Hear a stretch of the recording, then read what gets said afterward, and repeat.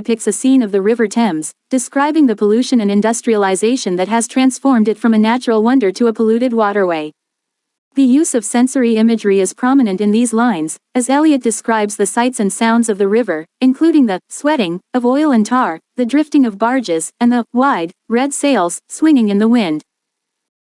The repetition of the refrain, "Wealalaleya walalaleyalala," adds a musical quality to the poem and creates a sense of rhythm and flow.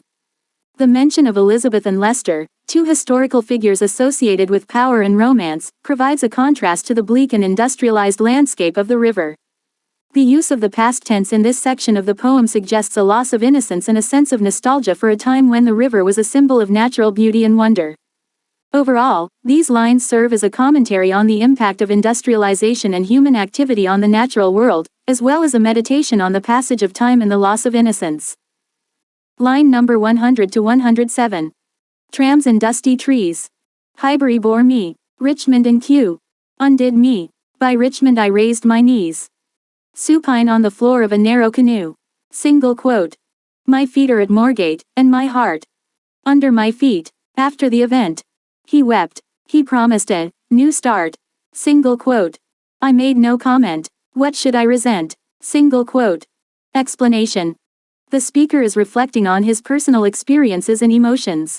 The lines suggest a sense of dislocation and unease, as the speaker moves from place to place and seems unable to find a sense of belonging or stability.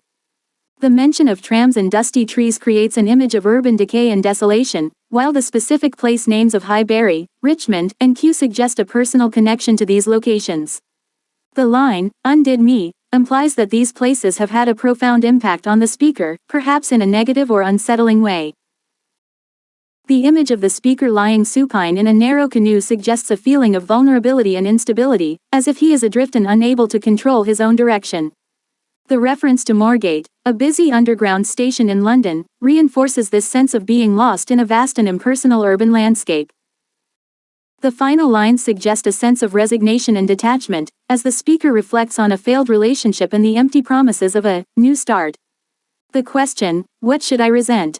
implies a sense of numbness or emotional detachment, as if the speaker has become disillusioned with the idea of hope or redemption.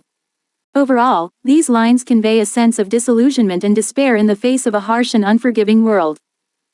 Line number 108 to 116. On Margate sands. I can connect nothing with nothing. The broken fingernails of dirty hands. My people humble people who expect nothing. Single quote. La. To Carthage then I came. Burning, burning, burning, burning. O Lord, thou pluckest me out. O Lord, thou pluckest. Burning. Explanation. In these lines, the speaker seems to be experiencing a sense of disconnection and disorientation. The phrase, "I can connect nothing with nothing," suggests a feeling of nihilism or a loss of meaning in the world. The mention of broken fingernails of dirty hands and humble people who expect nothing further emphasizes a sense of poverty and despair. The sudden shift to la and burning, burning, burning, burning creates a surreal and almost nightmarish atmosphere.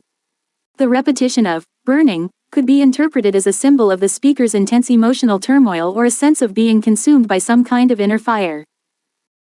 The final lines, "O Lord, thou pluckest me out, O Lord, thou pluckest," suggest a kind of spiritual or existential crisis, as if the speaker is calling out to a higher power for guidance or salvation.